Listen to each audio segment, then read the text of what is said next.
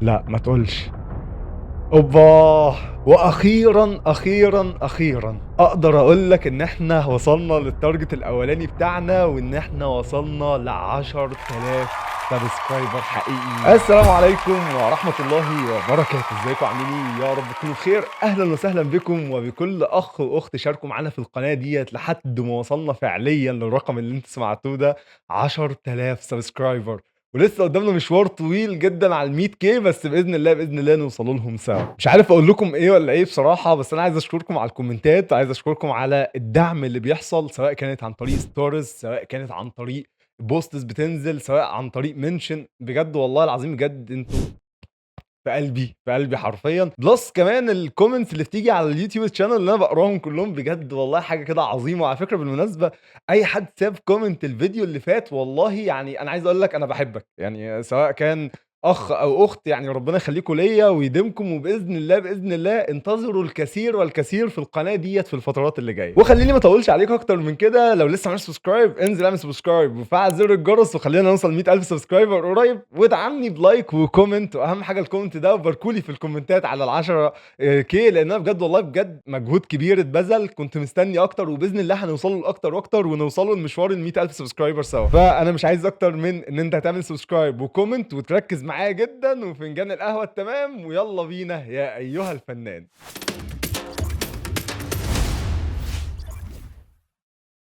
والتصميم الأولاني معانا من أحمد علاء الدين. وبالمناسبة أحمد، أنا شُفت التصميم والsteps اللي أنت نزّلتها، والتصميم صراحة فيه مجهود كبير جدًا يُحترم، وتسلم إيدك، التصميم باين عليه إن هو جامد من غير حاجة يعني. بشكل سريع خلّينا نقوله إيه اللي ممكن يحسّن من التصميم أكتر وأكتر. بدايةً كده أنا عندي كومنتين بالضبط وهاختم معاك على طول. أول comment خالص وهي فكرة إن إحنا بنبيع الشوكليت بتاعة كورونا، فالمنتج بتاع الكورونا لازم يكون باين، تمام؟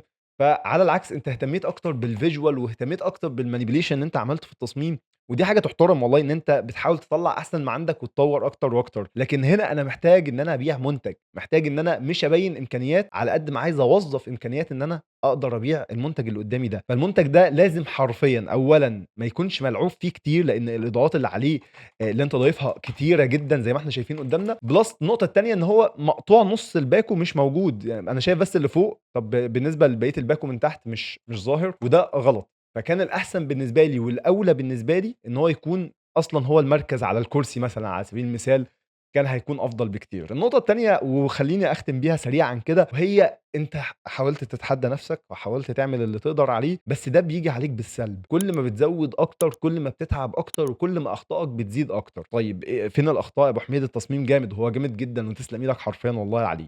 بس تعالَ نبُص نعِد مع بعض مصادر الإضاءة، وهاوصّلك أنت اللي تعرف مشاكلك فين بالضبط. فإحنا عندنا هنا مصدر إضاءة أهوّة، تقريبًا أنت هنا في highlights هنا، فأعتقد إن في مصدر إضاءة ورا في الحتّة ديّة، في مصدر إضاءة هنا، في مصدر إضاءة هنا، بما إن في ring light هنا مرمي من الجنب، ففي مصدر إضاءة نازل من هنا، في مصادر إضاءة جاية من كل حتّة حرفيًا. كل مصدر إضاءة من دول لازم توزّع ليه الإضاءة بتاعته على كل عنصر من العناصر اللي موجودة، وتوزّع الshadows بتاعة كل عنصر من العناصر اللي موجودة، ساعتها هتبدأ تطلّع الdesign مضبوط. عشان كده إحنا في غالبية شغل السوشيال ميديا بنحاول ما ناخدش وقت طويل، بنحاول إن إحنا إيه، بس مصدر إضاءة ثانوي ومصدر إضاءة رئيسي عشان ما نتعبش نفسنا. فأنت وسّعت مصادر الإضاءة، فبناءً على كده بانت أخطاء كتير جدًا في إضاءة التصميم، والموضوع راح أكتر لdesign manipulation أكتر من السوشيال ميديا، فهو ما حققش الtarget بتاعه كسوشيال ميديا، لكن كمجهود مبذول بجد يُحترم وحاجة جميلة جدًا. نقطتين صُراع جدًا، وهي ما ينفعش يبقى في حاجة منوّرة ومعاها shadow في نفس المنطقة، يعني الحتّة ديّة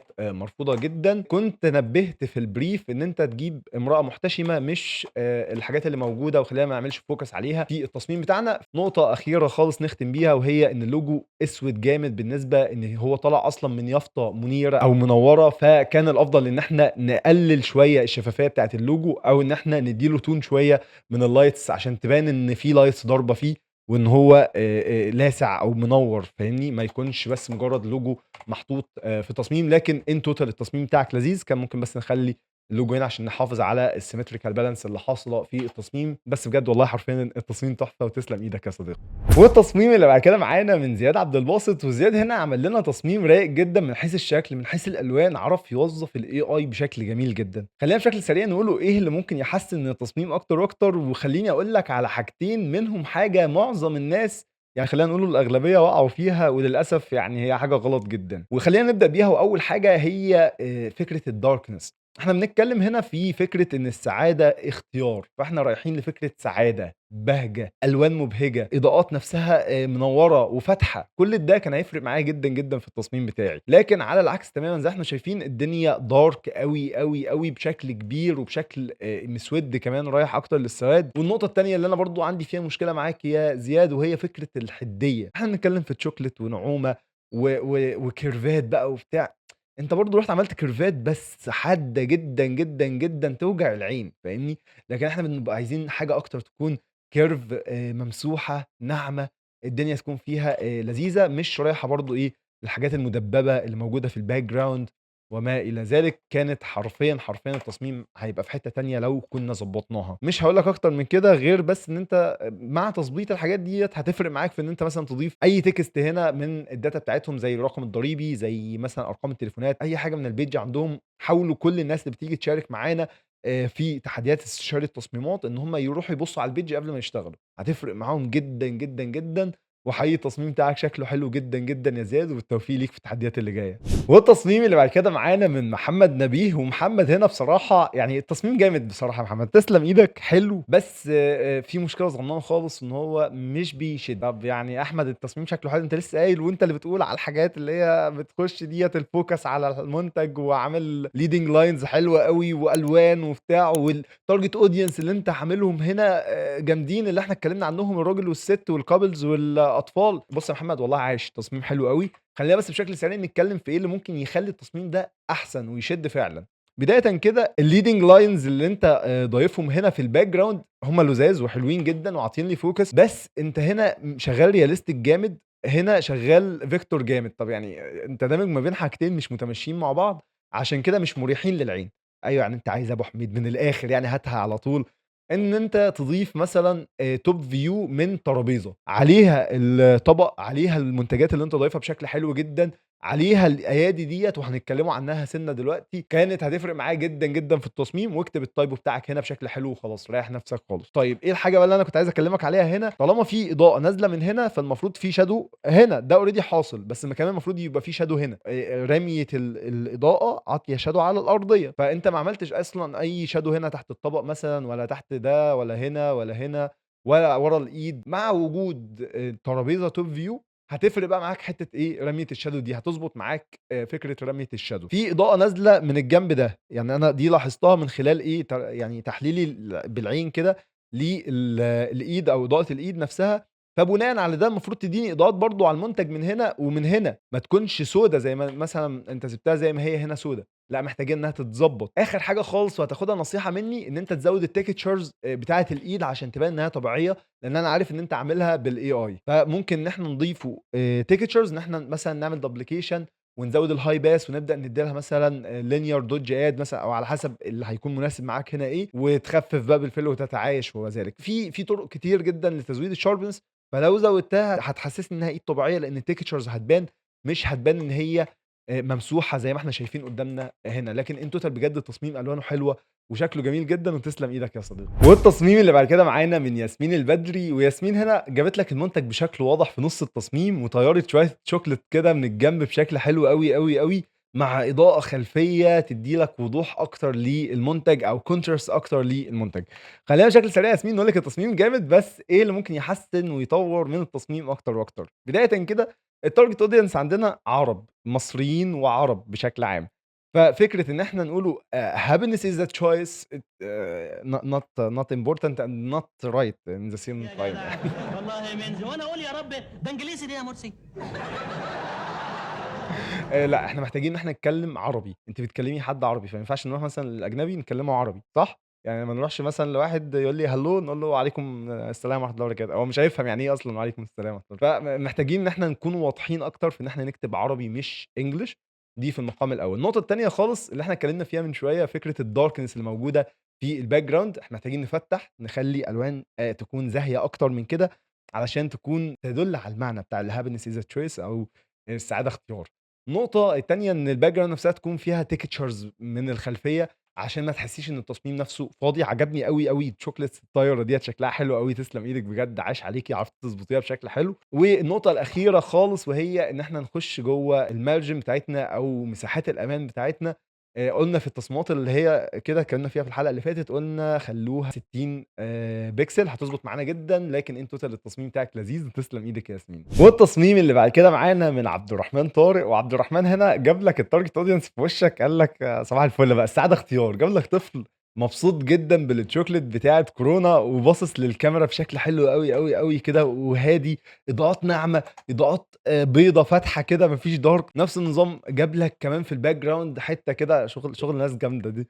جاب لك المنتج نفسه out focus ورا في على المفرش نفسه، بحيث إن هو يدّي لك جو كده من المتعة وجو من الرؤية والألوان والإضاءة الجميلة جدًا. خلّيني بشكل سريع أقول لك إيه اللي ممكن يحسّن من التصميم واقتراحات تخلّيه أفضل وأفضل بإذن الله، ويمكن يروح ناحية الofficial كمان شوية. خلّينا بشكل سريع نتكلّم في إيه اللي ممكن يحسّن من التصميم أكتر وأكتر. بدايةً كده وبسم الله الرحمن الرحيم، تحس إن في زحمة شوية في الbackground تشتت العين شوية، ما تخلّكش مرتاح وأنت باصص على الجزء ده من التصميم. طيب دي تتحل إزاي؟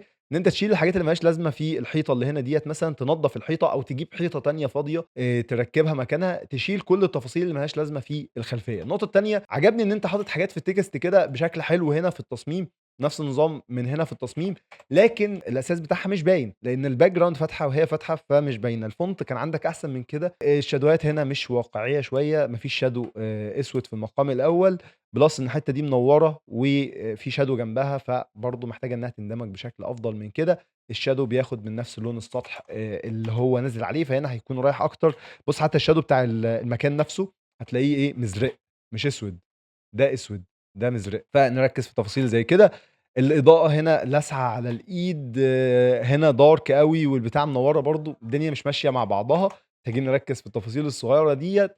وبشكلٍ ما إحنا عندنا حاجة حلوة أوي لمّا تيجي تشتغل لbrand كبير، المفروض إن هو بتلاقيه حاطط مثلًا ألوان الbrand بتاعته موجودة في الbackground. فمثلًا لو كنا لوّنّا الجزء ده من التصميم باللون الأحمر، بحيث إن هو يكون ماشي مع بعضه، بحيث إن هو يكون كأن المكان ده مخصص شوكولاتة كورونا، فده هيدّيني تثبيت أكتر للهوية البصرية بتاعة كورونا، وهتربط أكتر العملاء بتوعنا بالbrand. النقطة الأخيرة خالص وهي إن الbackground فاتحة over تمام، مش باقول إن هو ده عيب، بس هو فاتحة over مع الولد، فالدنيا كلّها منوّرة. فأنا هاحتاجك تطفي شوية في الbackground، تطفي شوية مش تغمّق، تطفي شوية في الbackground عشان يكون الfocus نازل على الvisual الرئيسي بتاعك من قدّام، ويكون التصميم أفضل أو أفضل. وآخر حاجة لمّا تيجي تطفي تحاول تدّيني reflections كده بيضا من ورا الإيد نفسها أو من الحتت اللي فيها rim lights ديّة، هتدّي لك طبعًا بشكل خفيف مش بشكل قوي، هتدّي لك نعومة وهتدّي لك إضاءة حقيقية أكتر من اللي أنت وصلت لها.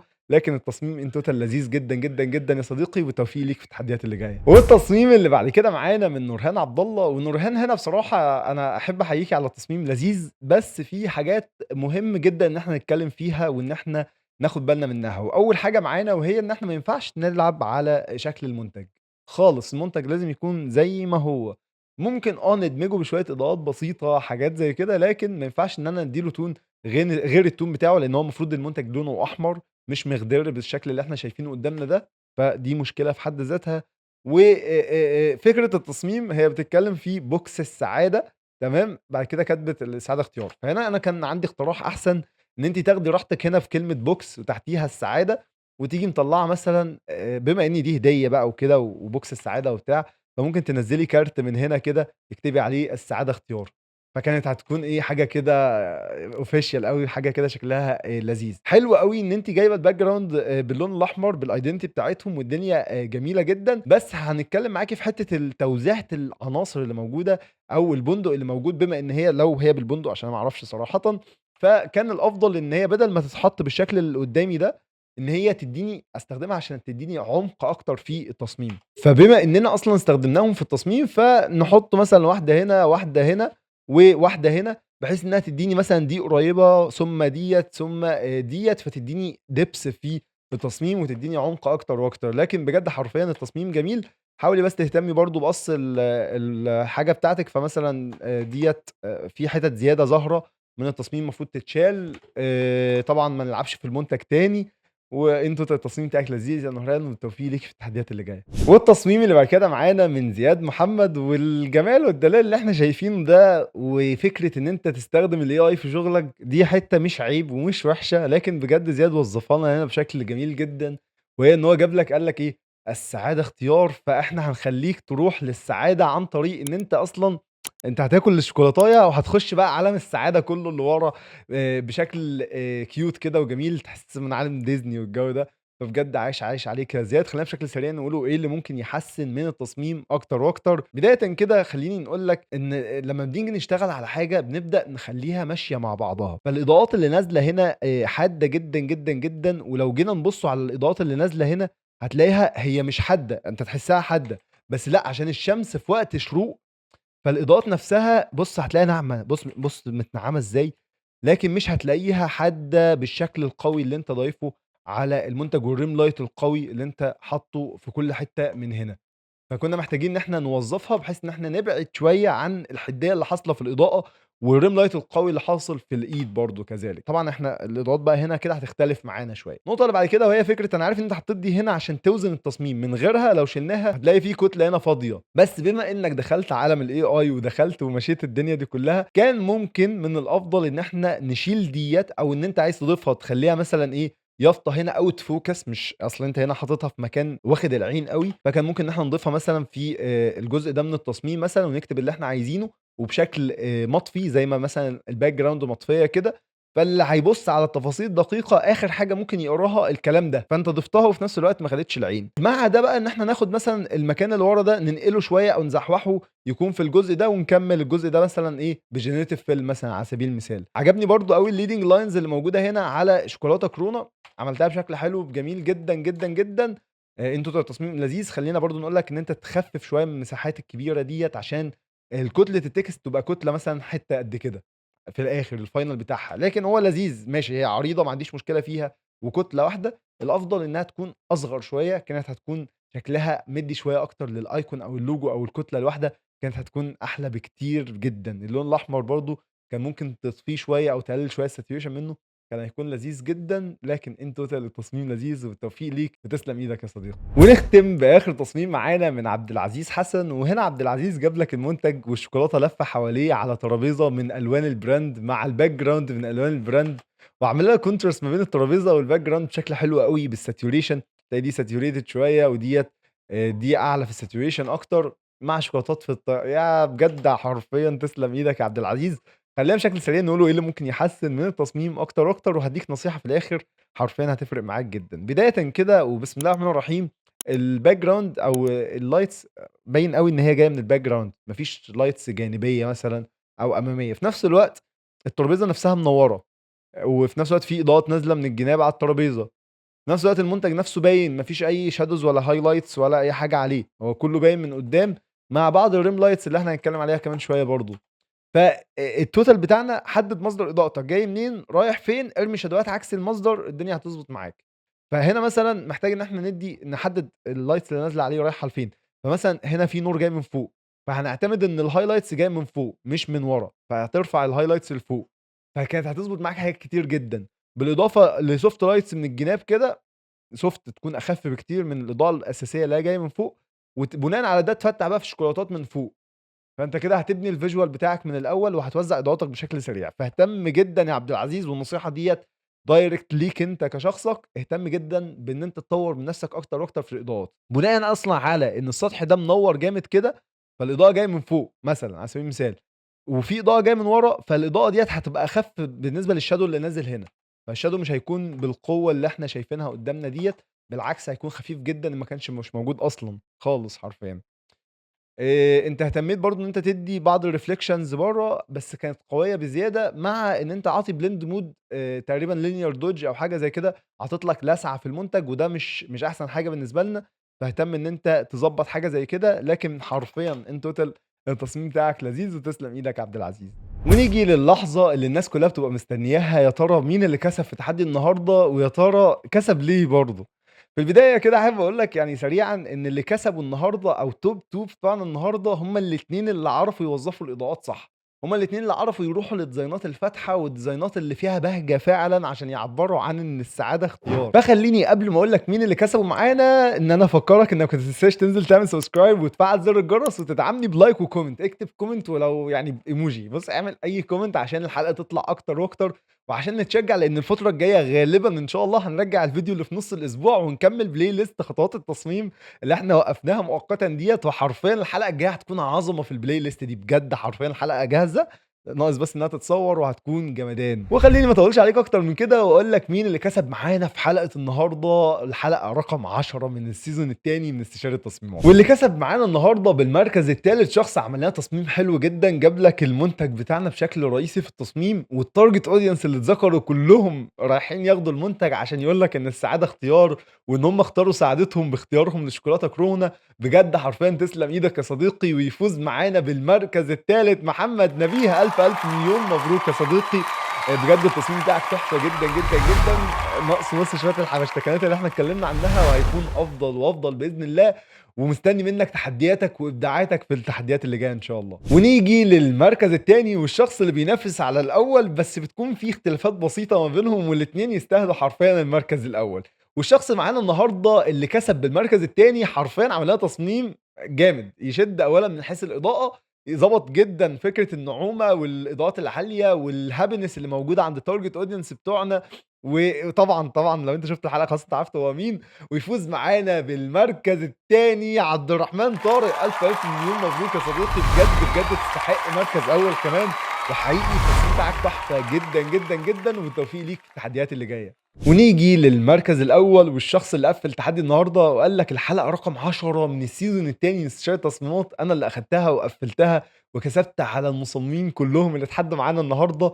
وحرفيًا بجد عمل لك حاجة كده عظمة، جاب لك عالم افتراضي بالAI عرف يوظّفه بشكل حلو جدًا، جاب لك المنتج بشكل واضح في نُص التصميم، أضاف إضاءات ناعمة happiness وبهجة، وقال لك إن السعادة اختيار، وإن هو عمل لك عالم افتراضي أساسًا مش موجود في تصميم سوشيال ميديا. بجد تسلم إيدك يا صديقي. ويفوز معانا بالمركز الأول زياد محمد. ألف مليون أو 10,000 مليون مبروك يا صديقي.